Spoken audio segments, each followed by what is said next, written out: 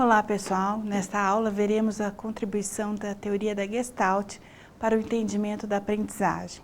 Talvez você já tenha ouvido falar que a palavra alemã Gestalt não possui uma tradução literal para o português e é por isso essa dificuldade de tradução que você vai encontrá-la escrita no original alemão, porque se entende que só assim é possível expressar todo o seu significado.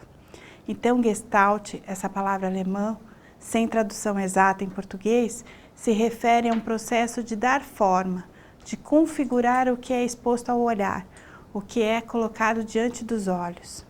A Gestalt surgiu a partir de estudos na Alemanha em 1870, sobre os fenômenos perceptuais humanos, especialmente a visão, procurando entender como se davam os fenômenos perceptuais, inclusive através das obras de arte, porque queriam entender o que ocorre para que determinado recurso pictórico resultasse em tal e tal efeito.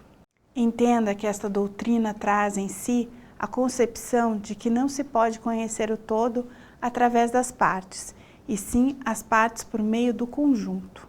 O conjunto tem suas próprias leis, que coordenam seus elementos. Só assim o cérebro percebe, interpreta e incorpora uma imagem ou uma ideia. É muito importante nessa teoria a ideia de que o conjunto é mais que a soma dos seus elementos. O pensamento não estaria preso apenas no objeto, mas em todas as formas que ele representa. Você deve perceber que nessa teoria o cérebro incorpora as imagens, percebe as ideias e interpreta os acontecimentos através do todo e não das partes que o formam.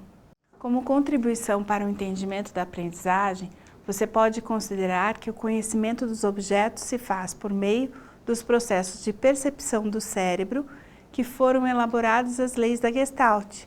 Importante saber que esses princípios que regem a Gestalt são diferenciados dependendo da sua intensidade, o que faz com que a percepção possa ser diferente para cada um. Uma das características principais dessa escola de psicologia são a figura e o fundo, que nada mais é do que o fenômeno de que, dependendo de como você foca na figura ou no fundo, pode haver uma distorção do que a figura representa, percebendo o todo da figura não como um objeto isolado. Esse contraste entre figura e fundo é destacado pela teoria da Gestalt, como exemplo, o vaso de Rubin. O vaso de Rubin é parte de um conjunto de ilusões de ótica desenvolvido pelo psicólogo dinamarquês Edgar Rubin. Ele é um exemplo de figura e fundo muito usado pela Gestalt. Observe que se você focar na figura, é visível a silhueta de um vaso, e se você focar no fundo, a silhueta de perfil de duas faces humanas, e em geral o observador percebe apenas uma delas, e somente após algum tempo, ou através de algum estímulo, acaba percebendo a segunda. Interessante, né? A Gestalt enfatiza que não só a percepção humana, mas também nossas formas de pensar e agir funcionam assim. A Gestalt critica o sistema educacional de sua época, baseado na lógica tradicional e nas associações de ideias.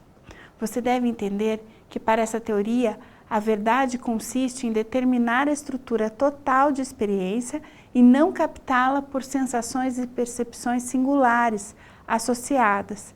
E quanto à aprendizagem, ela é explicada como um insight, uma revelação que você pode entender como uma organização súbita do campo perceptivo, a fim de configurar uma totalidade. Nas palavras da teoria insight, ocorre quando se percebe a relação entre o estímulo e o campo, um clique.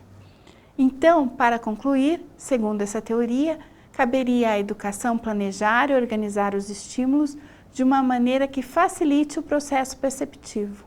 Até a próxima!